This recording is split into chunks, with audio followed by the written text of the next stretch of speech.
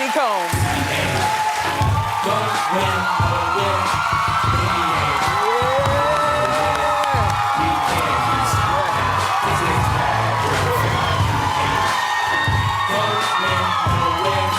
Ce soir, nous apprenons dans les dernières minutes qu'un juge fédéral refuse désormais d'accorder une libération sous caution à Sean Diddy Combs. Au lieu de cela, il ira directement en prison ce soir après que Diddy ait plaidé non coupable. Dans un moment stupéfiant depuis la salle d'audience, Diddy a une fois de plus prouvé que son influence ne connaît pas de limite. Aujourd'hui, le juge s'en est pris à lui pour ce que beaucoup qualifient de signe de pure arrogance, en affichant un sourire narquois pendant le procès. Bien qu'il soit confronté à certaines des accusations les plus graves de sa carrière, Diddy a eu l'audace de sourire face à la loi. Une source bien informée l'a parfaitement exprimé. Il est tellement puissant que tout le monde avait peur de le contredire. Même s'il est désormais derrière les barreaux, il est toujours aussi puissant. Nous le savions tous déjà à l'époque. Ce sourire narquois, c'est un rappel de l'intouchabilité à laquelle Diddy se croit. Nous plongeons dans les détails de ce drame judiciaire explosif. Alors, restez dans les parages et assurez-vous d'appuyer sur le bouton « J'aime », de vous abonner et d'activer les notifications, car vous ne voudrez pas manquer ce qui se passe ensuite. Gatsby des temps modernes. On le comparait souvent à un Jay Gatsby des temps modernes. C'est ainsi que les médias décrivaient Sean Diddy Combs, autrefois connu sous le nom de Puff Daddy Puffy A.P. Diddy, au tournant du millénaire. À l'époque, il était déjà un rappeur, un magnat du disque et un homme d'affaires reconnu qui avait radicalement transformé le paysage du hip-hop. Diddy avait une capacité unique à façonner la culture qui l'entourait, la pliant à sa volonté. Les soirées blanches extravagantes qu'il organisait de 1998 à 2009 n'ont pas seulement attiré des célébrités de premier plan. Elles ont consolidé leur statut dans le monde du divertissement. Il était incroyablement apprécié musicalement et constituait un élément incroyablement important de la culture, a fait remarquer Touré, journaliste musical et critique culturel au griot. Mais, tout comme Gatsby, la vie glamour de Diddy était entachée d'une part d'obscurité. Tout au long de son ascension, les ombres de la violence, des rumeurs et des procès l'ont suivi. Mais aucun de ces obstacles n'a ralenti son ascension. Alors que la nouvelle des raids fédéraux se répandait, les stars qui remplissaient autrefois ses soirées et les collègues qu'il a aidé à élever sont restés étrangement silencieux. Le Washington Post a contacté plus de 40 personnes, mais la plupart ont refusé de commenter le dossier concernant le magnat aujourd'hui tombé en disgrâce. La critique culturelle Jamila Lemieux a noté « Je ne peux m'empêcher de penser qu'il y a beaucoup de gens qui avaient au moins une idée de ce qui se passait et qui ont choisi de le protéger. » L'argent est un grand atout pour vous protéger. Si vous pouvez payer les gens pour leur silence, vous pouvez vous en sortir impunément. Jusqu'à présent, Combs n'a été accusé d'aucun crime et il a toujours nié tout acte répréhensible. Pendant ce temps, les autorités fédérales sont restées muettes sur l'enquête en cours. Si des accusations devaient être portées, elles pourraient ressembler à la chute rapide de Gatsby, alors que les rumeurs et les accusations discrètes se transformeraient en poursuites judiciaires, en raids et en un empire en ruine. Lorsqu'un homme noir puissant est accusé de ce genre de crime, beaucoup veulent croire qu'il est la victime d'un complot visant à le faire tomber, a souligné Lemieux. Elle a également fait référence au silence ou à la défensive qui entourait R. Kelly avant sa propre chute. Je pense qu'il y a des gens qui continueront à tenir Diddy en haute estime en raison de ce qu'il a accompli, comme l'a souligné Lemieux. Les hommes ne sont pas jugés en fonction de leur relation avec les femmes. Le 16 novembre 2023, Cassie, l'ex-petite amie de Combs, a intenté une poursuite sans précédent contre lui, l'accusant d'agression sexuelle. Cette plainte est la première d'une série de 5. 2 plaintes pour viol ayant été déposées devant le tribunal du comté de New York. Les 3 autres, qui portent sur la traite d'êtres humains et les agressions sexuelles, ont été déposées devant un tribunal fédéral du district sud de New York. Cassie, dont le nom légal est Cassandra Ventura, et qui a déjà signé sur le label de Combs, Bad Boy Records, a détaillé dans sa plainte les fameuses soirées sexuelles, appelées freak-offs, que Combs aurait orchestrées. Selon la plainte, Combs faisait venir des travailleurs du sexe masculin, obligeant Cassie à interagir avec eux tout en leur administrant un cocktail de drogue, d'ecstasy, de cocaïne, de kétamine, de marijuana et d'alcool, ce qui l'obligeait à recevoir des perfusions le lendemain pour se rétablir. La plainte affirme également que Combs l'a physiquement maltraité au long de leur relation de 11 ans et a exercé un contrôle total sur sa vie. Lors d'un incident particulièrement alarmant en 2012, Combs aurait menacé Cassie pendant la Fashion Week de Paris, jurant de faire exploser la voiture de son petit ami de l'époque, Kid Cudi. Peu de temps après, la voiture de Cudi aurait explosé dans son allée, un fait confirmé par la porte-parole de Cudi au New York Times. En réponse aux allégations de Cassie, l'avocat de Combs l'a accusé de chantage, affirmant qu'elle avait auparavant exigé 30 millions de dollars, menaçant de publier un livre préjudiciable sur leur relation. Un jour seulement après avoir déposé la plainte, Cassie a accepté un accord pour un montant non divulgué. L'avocat de Combs a déclaré que la décision de M. Combs de régler le procès ne remettait en rien en cause son rejet catégorique des allégations. Mais les ennuis juridiques ne se sont pas arrêtés là. 4 autres poursuites ont été déposées dans les mois qui ont suivi. Une plainte déposée par une inconnue allègue qu'en 2003, Combs et ses associés l'ont contrainte à prendre l'avion de Détroit à New York, où ils l'ont asphyxiée avec de l'alcool au point de l'empêcher de consentir, ce qui a entraîné son viol. Une autre plainte vient de Rodney Jones, un producteur de musique qui a travaillé sur le dernier projet de Combs, The Love Album. Jones allègue que Combs l'a forcé à solliciter des travailleuses du sexe et à effectuer des actes sexuels pour le plaisir. De Combs lors de soirées sexuelles en 2022 et 2023 en menaçant de violences physiques s'il refusait. Il a également accusé Combs d'avoir accueilli des filles mineures lors de ces événements. De nombreuses poursuites judiciaires affirment que Combs a filmé ses rencontres sexuelles, certains alléguant qu'il a utilisé les vidéos comme moyen de contrôle sur les personnes impliquées. Malgré la gravité de ces accusations, Combs nie avec véhémence toutes les accusations. Son avocate a déclaré qu'il considérait ces poursuites comme une tentative de faire de l'argent. En raison de la renommée et du succès de M. Combs, il est une cible facile pour les accusateurs qui tentent de le salir. Sur Instagram, Combs a affirmé « Je vais être absolument clair. Je n'ai commis aucune des atrocités qui m'ont été reprochées. Je me battrai pour mon nom, ma famille et pour la vérité. » Le 25 mars, le département de la sécurité intérieure a mené des raids au domicile de Combs à Los Angeles et à Miami dans le cadre d'une enquête en cours, mais n'a pas fourni d'autres commentaires à ce sujet. L'avocat de Combs a condamné ces raids, les qualifiant de surutilisation de la force militaire et de chasse aux sorcières basées sur des accusations sans fondement formulées dans des procès civils. Malgré les allégations de plus en plus nombreuses, Combs est resté insouciant. Les tabloïds ont publié des images de lui en train de faire du vélo sur Miami Beach, l'air insouciant. Sur une photo, il affiche un sourire radieux et un signe de paix, apparemment imperturbable. Le 5 avril, après que l'actualité a commencé à se calmer, il a partagé sur Instagram un clip de 8 minutes de sa chanson Victory de 1997, un morceau qui le montre en train de fuir la police. Bad boy pour la vie, disait la légende, rappelant brutalement les hauts et les bas qui ont défini sa carrière tumultueuse. Sean Diddy Combs tout sourire au tribunal avant que les procureurs n'évoquent de nouvelles accusations. Le 9 octobre dernier, Sean Diddy Combs a fait une comparution importante devant le tribunal qui pourrait changer le cours de ses batailles judiciaires. Ce rassemblement a marqué un moment crucial pour le magnat de la musique, qui fait face à de graves accusations. Le juge Aaron Subramanian a annoncé que le procès de Diddy débuterait le 5 mai prochain. L'accusation estime qu'il lui faudra environ 3 semaines pour présenter son dossier, tandis que l'équipe juridique de Diddy estime qu'il n'aura besoin que d'1 semaine pour présenter sa défense.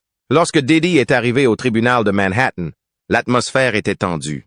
Sa famille était présente pour le soutenir dans ce moment crucial. Parmi eux se trouvait sa mère, Janice Combs, et ses 6 enfants, les jumelles Jessie et Delilah, sa fille Chance et ses fils Christian, Justin et Quincy. Diddy est entré dans la salle d'audience vêtu d'une chemise de prison beige à manches longues et d'un pantalon. Bien qu'il n'ait pas été menotté, il était visiblement entravé aux pieds.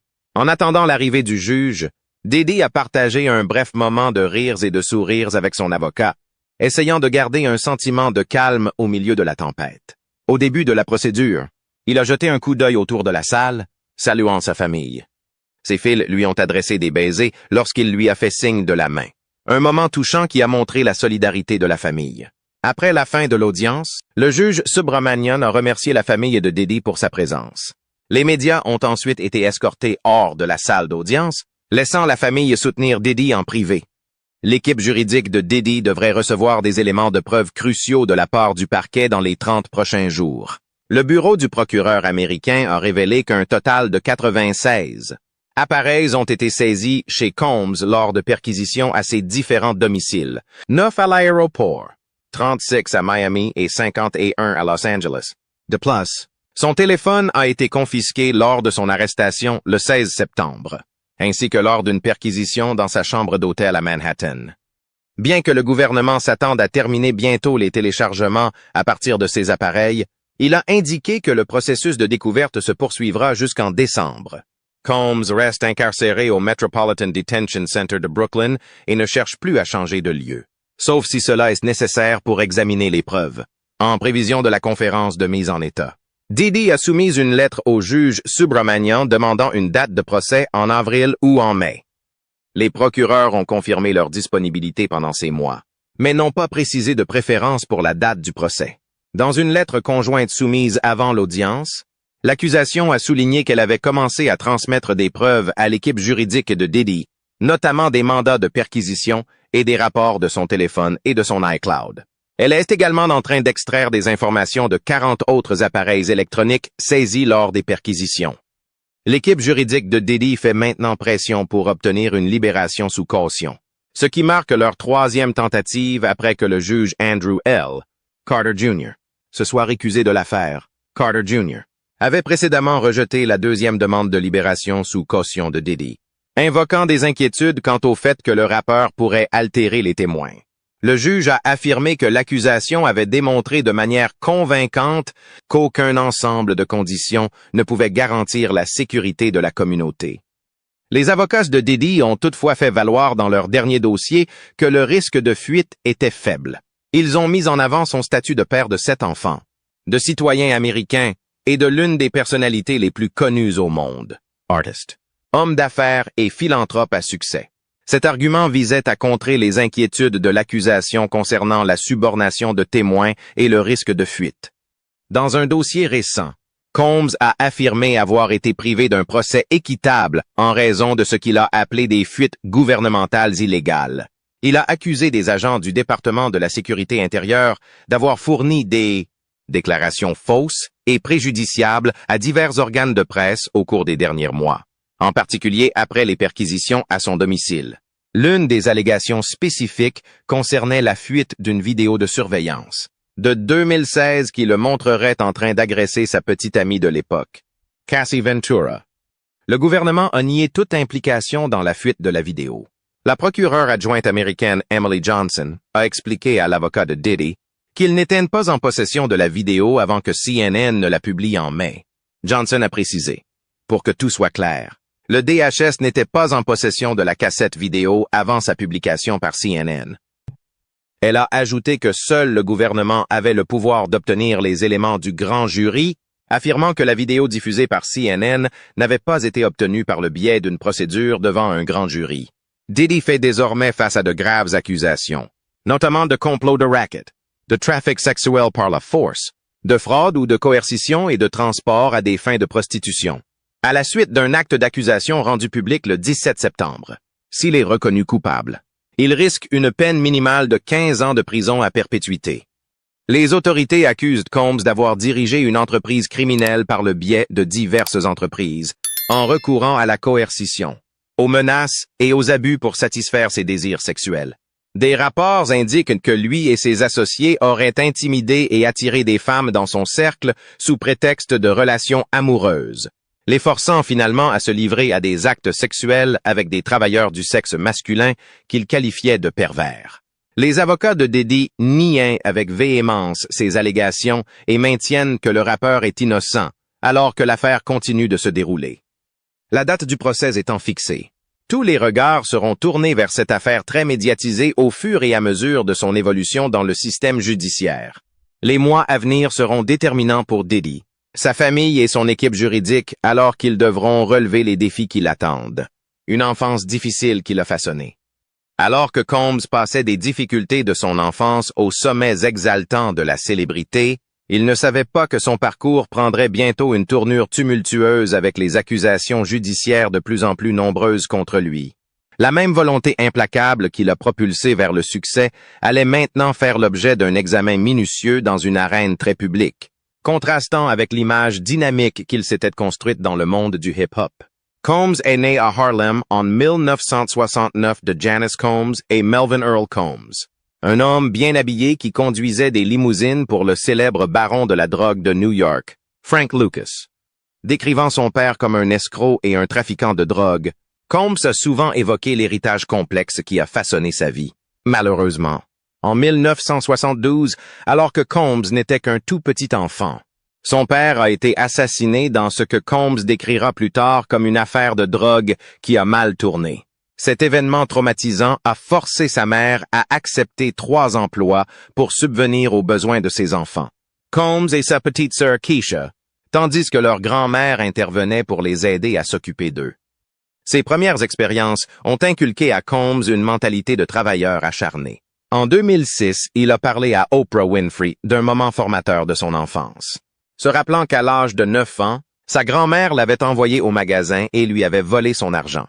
« Ma mère ne me laissait pas entrer dans la maison », a raconté Combs. « Elle m'a dit de retourner là-bas et de récupérer cet argent. Et si jamais quelqu'un met la main sur toi, assure-toi qu'il ne recommence plus jamais. » Elle connaissait la réalité. Si les gens sentent une faiblesse, ils profitent de toi. Il faut savoir se défendre. Combs a brossé un tableau saisissant de son enfance, partageant souvent des anecdotes qui illustrent les dures réalités auxquelles il a été confronté. Un jour, quand j'étais enfant, je me suis réveillé et j'avais 15 cafards sur le visage, a-t-il écrit un jour dans une légende Instagram, soulignant encore davantage les difficultés de son enfance. Son personnage artistique s'est inspiré de ces éléments plus sombres, adoptant le nom Puffy, car comme il l'expliquait au magazine Jet en 1998 quand j'étais enfant, chaque fois que je m'énervais, je soufflais et soufflais. J'avais un caractère bien trempé. C'est pourquoi mes amis ont commencé à m'appeler Puffy. Cependant, sa mère a jeté un éclairage légèrement différent sur sa jeunesse. Dans une interview accordée au New Yorker en 2002, elle s'est souvenue des aspirations d'enfance de Combs, rappelant son rêve de lancer une tournée de distribution de journaux. « Nous avions une Cadillac et une maison, et il aimait la vie comme ça », a déclaré Janice Combs, soulignant les moments de stabilité au milieu du chaos. À l'âge de 12 ans, Janice déménage avec sa famille à Mount Vernon, dans l'État de New York, où Combs fréquente la Mount St. Michael Academy, une école catholique réservée aux garçons. Il s'inscrit ensuite à l'université Howard, mais n'y reste que quelques semestres avant de se consacrer avec ferveur à sa passion pour la musique. Combs supplie le directeur de la maison de disques Andre Harrell de lui proposer un stage chez Uptown Records à New York, une décision qui va changer la trajectoire de sa vie. À l'époque, Combs, âgé de 19 ans, travaille dans le service courrier de Motown Records à New York. Lattisaw, qui en est déjà à son 10e album studio, a du mal à apprendre la chorégraphie lorsque Combs, avec sa silhouette élancée, intervient pour l'aider. Il dansait tellement bien que le producteur lui a dit « Tu sais quoi? Pourquoi ne pas venir avec moi? » se souvient Lattisaw. Pendant une pause au cours du tournage de 12 heures, ils se sont assis sur un canapé à proximité, où Combs a révélé ses aspirations. Il semblait très concentré. Il avait beaucoup de projets, se souvient Lattisaw, qui laissait présager du chemin ambitieux qui l'attendait. Un an plus tard, Combs rejoignait officiellement Uptown Records, où il commença son parcours en tant que directeur artistique. Après 3 ans à ce poste, il franchit une étape monumentale en créant son propre label, Bad Boy Records, ouvrant la voie à son ascension en tant que puissance de l'industrie musicale. Alors que la tempête de contestations judiciaires commençait à déferler autour de Diddy, il est essentiel de reconnaître l'impact monumental qu'il a eu sur l'industrie de la musique avant cette période tumultueuse, changeant à jamais le paysage musical. Bien que Touré ait sa propre histoire complexe avec Combs, ayant déjà affirmé qu'un parent masculin avait effectué un stage chez lui qui s'était terminé en raison d'un harcèlement sexuel présumé, il a choisi de discuter de l'influence culturelle de Combs plutôt que de ses expériences personnelles. Ce son innovant a été la base sur laquelle Combs a bâti son empire. Il y a eu une période dans les années 90, du moins dans le nord-est, où il était vraiment la figure sonore dominante, ajoute Tour. Il était constant. Le succès de Combs est venu rapidement et de manière décisive. La première chanson publiée sous Bad Boy Records, Flava in Ya Ear de Craig Mack, a fait ses débuts en 1994, grimpant rapidement au numéro 1. 9e au Billboard Hot 100, le morceau a été nominé pour un Grammy et a obtenu le statut de platine. La même année, Bad Boy sort l'album emblématique Ready to Die du célèbre Big, qui est depuis devenu l'une des œuvres phares du hip-hop, obtenant le statut de disque de platine à 6 reprises. Au cours des 3 décennies suivantes, Combs continue de développer son label, en signant une liste impressionnante d'artistes parmi lesquels Faith Evans, Maze, Carl Thomas, French Montana, Machine Gun Kelly et Janelle Monáe. À un moment donné, Bad Boy Records était valorisé à plus de 100 millions de dollars, consolidant le statut de Combs en tant que titan de l'industrie musicale. Pourtant, à mesure que son influence et son succès grandissaient, les ombres planaient sur son héritage. Les récents ennuis judiciaires ont menacé d'éclipser les contributions révolutionnaires qu'il a apportées à la musique, rappelant brutalement que même les personnalités les plus puissantes peuvent se retrouver confrontées aux conséquences de leurs actes.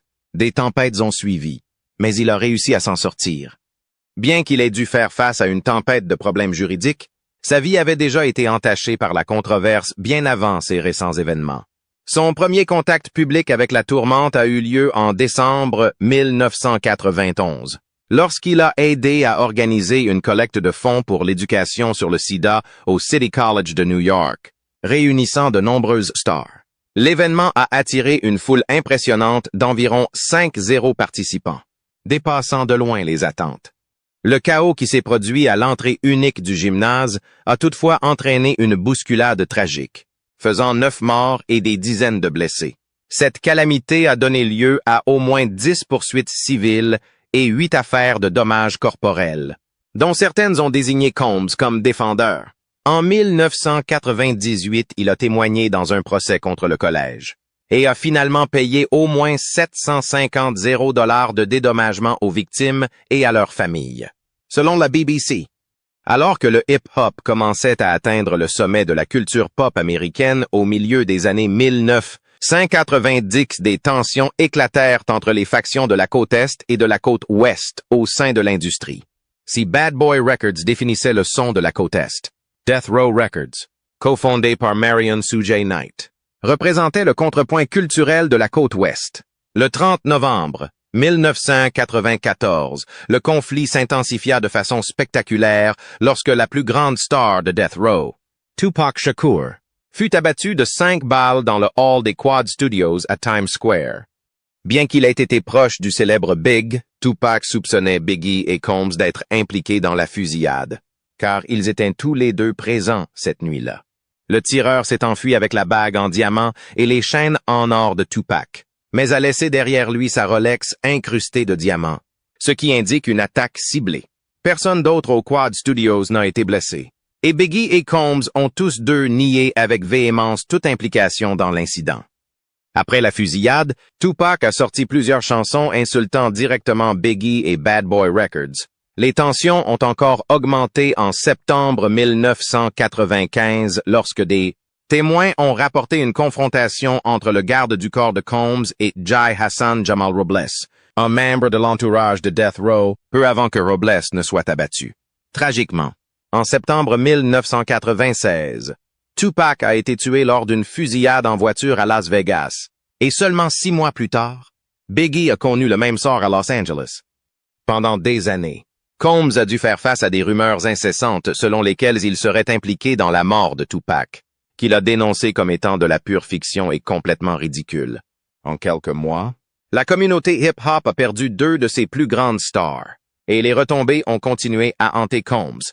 En 1999, il est apparu dans le clip de Nas pour Hate Me Now, interprétant un personnage de Jésus crucifié et portant une couronne d'épines.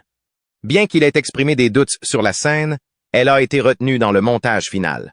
Plus tard dans la journée, une altercation houleuse avec le directeur d'Interscope Records, Steve Stout, a dégénéré en violence physique lorsque Combs l'aurait frappé au visage, puis frappé avec un téléphone.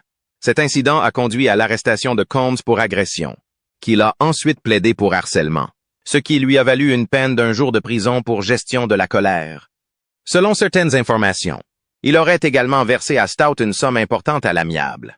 En décembre, Combs a été aperçu dans sa tenue blanche emblématique, accompagné de sa petite amie Jennifer Lopez, en train de discuter avec l'ancien secrétaire d'État Henry Kissinger au Met Gala. Cependant, la tourmente était loin d'être terminée. Plus tard dans le mois, Combs, Lopez et le rappeur Shyne se sont retrouvés dans une altercation dans une boîte de nuit, lorsqu'un client nommé Matthew Scar Allen aurait bousculé Combs et lui aurait jeté de l'argent au visage.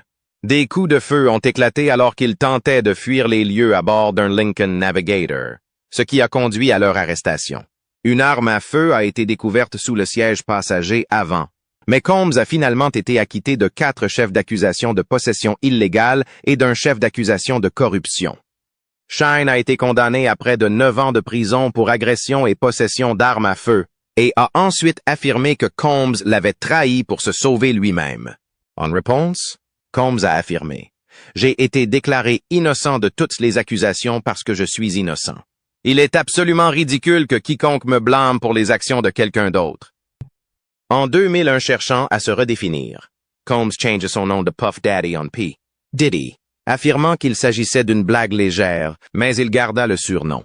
Cependant, le changement n'a pas suffi à apaiser la vague de controverses en cours. En 2003, l'ancien président de Bad Boy Entertainment, Kirk Burroughs, a poursuivi Combs en justice, alléguant qu'il l'avait menacé avec une batte de baseball pour qu'il renonce à ses parts dans la société. L'affaire a finalement été rejetée par une cour d'appel en raison de l'expiration du délai de prescription. Les problèmes juridiques ont persisté alors que Combs a été poursuivi en justice en 2007 pour avoir prétendument frappé l'agent immobilier Gerard Recknitzer et bousculé la petite amie de Recknitzer, un différend qui a finalement été réglé à l'amiable. En 2015, il a été accusé d'agression avec une arme mortelle, à la suite d'une altercation avec l'entraîneur de football de son fils à l'UCLA, au cours de laquelle il aurait balancé une kettlebell sur le personnel d'entraîneur. Ces accusations ont été abandonnées par la suite. L'année suivante, Combs a été accusé de harcèlement sexuel et de représailles par son ex-chef Cindy Rueda dans le cadre d'un procès qui a également été réglé à l'amiable. Ces controverses et ces embrouilles juridiques sont devenues un thème récurrent dans la vie de Combs, reflétant le parcours tumultueux d'un homme qui a connu à la fois un succès monumental et des défis profonds, si puissants qu'il a eu l'audace de sourire en coin. Malgré les ennuis judiciaires qui ont suivi, l'ambition de Diddy n'a jamais faibli. Il a méticuleusement façonné l'image d'un magnat américain autodidacte, déterminé à s'élever au-dessus du chaos. En mars 1998, il a acheté une maison de 4 chambres pour 25 millions de dollars sur Hedges Banks Drive à East Hampton, un lieu prisé des célébrités. Cet achat extravagant a marqué le début d'un style de vie qui allait redéfinir la culture des célébrités. Quelques mois plus tard, Combs organisait sa première fête blanche légendaire, où les participants devaient s'habiller entièrement en blanc. En repensant à l'événement, Martha Stewart a noté en 2018 que voir une fête entièrement habillée en blanc était un spectacle époustouflant. La liste des invités était remplie de célébrités, dont Donna Karan, Leonardo DiCaprio, Howard Stern, Moby, Ashton Kutcher, Al Sharpton, Salman Rushdie, Paris Hilton et Heavy D, tous vêtus de tenues blanches élégantes. Corey Hay, chroniqueur mondain pour le magazine Hamptons, a observé que les fêtes étaient plus que de simples événements glamour.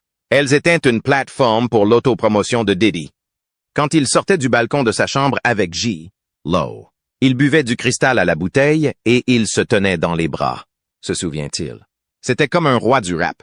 Pour compléter l'image de l'opulence, Combs avait même engagé un valet, Farnsworth Bentley, pour porter son parapluie sur les plages de Saint-Tropez. La même année où il lançait sa première soirée blanche, Combs lançait Sean John, sa ligne de vêtements, avec le même objectif d'introduire le hip-hop dans la haute société. La marque fut officiellement lancée en 1999 lors d'un événement spectaculaire chez Bloomingdale's à New York.